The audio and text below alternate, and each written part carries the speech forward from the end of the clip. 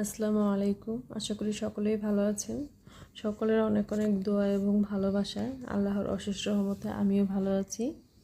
তো আজকে এমন একটা রেসিপি নিয়ে হাজির হয়ে গিয়েছি যা দেখলেই দেখা যাবে যে মুখে পানি চলে আসে, এরকম একটা রেসিপি।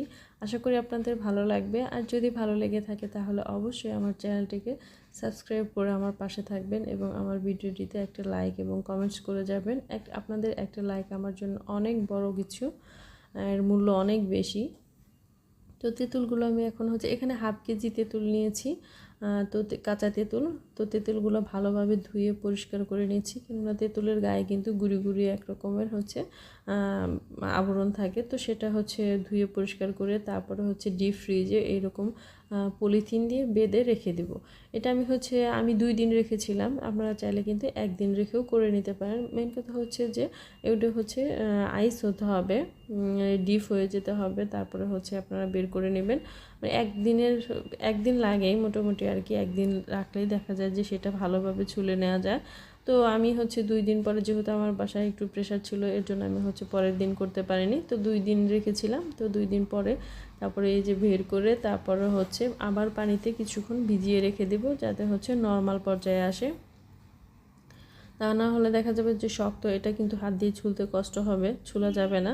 আর যখন পানিতে ভিজিয়ে রেখে আপনি এরকম ছুলে নেবেন, তারপরে দেখবেন যে খুব সহজেই সুন্দরভাবে খোসাগুলো ছেড়ে যাচ্ছে।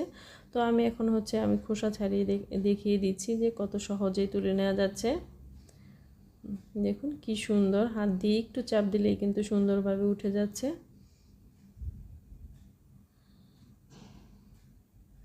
কাঁচা তেঁতুল ছুলে আমরা কিন্তু কল্পনা করলেও আমাদের ভয় লাগে যে কাঁচা তেঁতুল ছুলতে গেলে হাতের অবস্থা খুবই খারাপ হয়ে যায়। আর এইরকমভাবে কাঁচা তেঁতুল ছুলে দেখুন যে কতগুলা ছুলে নিতে পারেন খুব সহজেই। তো ছুলানো হয়ে গিয়েছে, পরিষ্কার করে নিয়েছি। এখন এর ভিতরে যে বিচি আছে সেই বিচিটা বের করে নিতে হবে। একটা ছুরির সাহায্যে বা বটি, যে যার হাতের কাছে যা আছে সেটা দিয়ে কেটে নেবে। কিন্তু এই কাজটা কিন্তু একটু সাবধানে করতে হবে ছুরি দিয়ে করতে গেলে, তা না হলে দেখা যাবে যে হাত কিন্তু কেটে যেতে পারে। খুবই সাবধানতা অবলম্বন করতে হবে।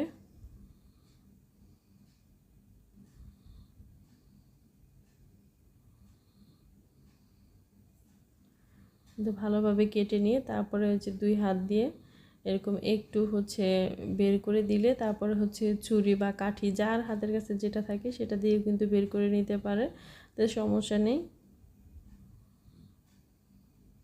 খুব সহজে বের করে নেওয়া যায়। আর এরকমভাবে যদি কেউ কাঠি দিয়ে না করতে চান বা ছুরি দিয়ে না করতে পারেন, তাহলে কিন্তু হাত দিয়ে একটু চাপ দিবে, চাপ দিলেই কিন্তু সুন্দরভাবে বের হয়ে আসে,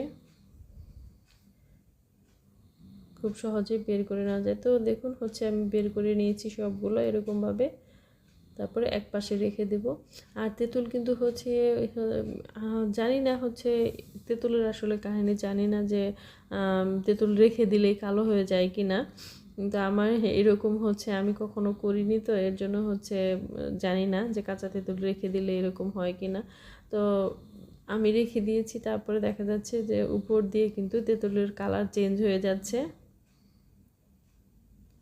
তো আরেকটা কেটে তারপরে দেখিয়ে দিচ্ছি।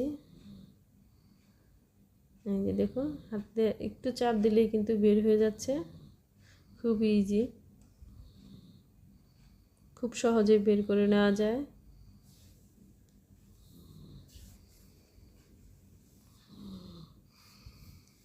যাদের যেভাবে আপনাদের যেভাবে সুবিধা হয় সেরকমভাবেই এরকম বিচি বা খোসা ছাড়িয়ে নেবেন, তাহলে দেখবেন, আমার মনে হয় যে এরকমভাবে করে নিলে খুব সহজেই করা যায়।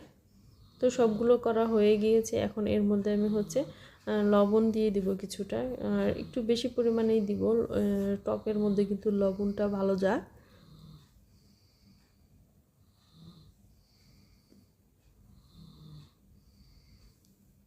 হাত দিয়ে মাখিয়ে নিচ্ছি।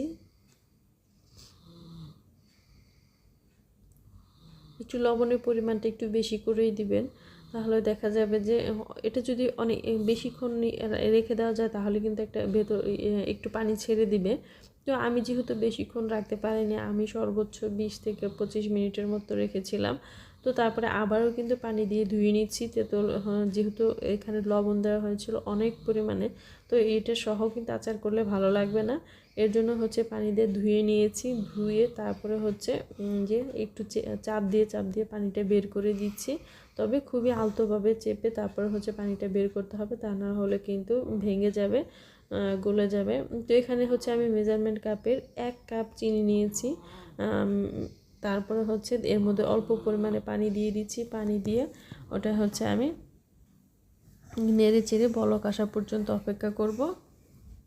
তো বলক চলে আসলে তারপরে আমি হচ্ছে তেঁতুলগুলো দিয়ে দিচ্ছি। তবে কখনোই কিন্তু হচ্ছে বলক না আসার আগে হচ্ছে দিবেন না। যখন বলক আসবে হচ্ছে চিনির ইয়াটা, তখনই হচ্ছে আপনি তেঁতুলগুলো দিয়ে দিবেন নেড়ে চেড়ে। আর তেঁতুলটা কিন্তু প্রথম পর্যায়ে যা নেড়ে চেড়ে দিয়েছি, পরে কিন্তু আর নেড়ে চেড়ে দিব না। তো এখানে আমি হচ্ছে পাঁচফোড়ন দিয়েছি হাফ চা চামচের মতো পাঁচফোড়নটা। আমরা সকলে জানি কিভাবে করতে হয়, বা প্যাকেটজাত পাঁচফোড়ন আছে সেগুলো হচ্ছে গুঁড়ি করে নিয়েছি। আর চিলি ফ্লেক্স দিয়ে দিচ্ছি হচ্ছে হাফ চা চামচের মতো। এগুলো দেওয়ার কারণ হচ্ছে যে আমার কাছে ভালো লাগে না শুধু মোরব্বা যে মিষ্টি আর কোনো টেস্ট নাই। তো এর জন্য হচ্ছে আমার একটু ঝাল ঝাল, হালকা একটু ঝাল ঝাল মিষ্টি মিষ্টি টক টক এরকম খেতেই বেশি ভালো লাগে। আর কেউ যদি চান তাহলে কিন্তু এই যে পাঁচফোড়ন আর হচ্ছে চিলি ফ্লেক্স এগুলো না দিলেও শুধু এরকম চিনি দিয়ে জাল করেও কিন্তু মোরব্বা হিসাবে খেয়ে নিতে পারেন। তা আমার কাছে ভালো লেগেছে, এর জন্য আমি দিয়েছি। আমি হচ্ছে কিন্তু ঢাকনা দিয়ে ঢেকে তারপরে হচ্ছে অনেকক্ষণ সিদ্ধ করে নিয়েছি। তো আশা করি ভালো লেগেছে, আমি হচ্ছে নামিয়ে নিয়েছি।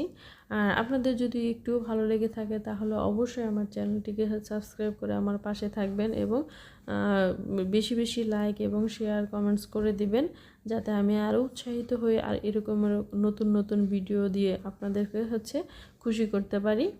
Thank you.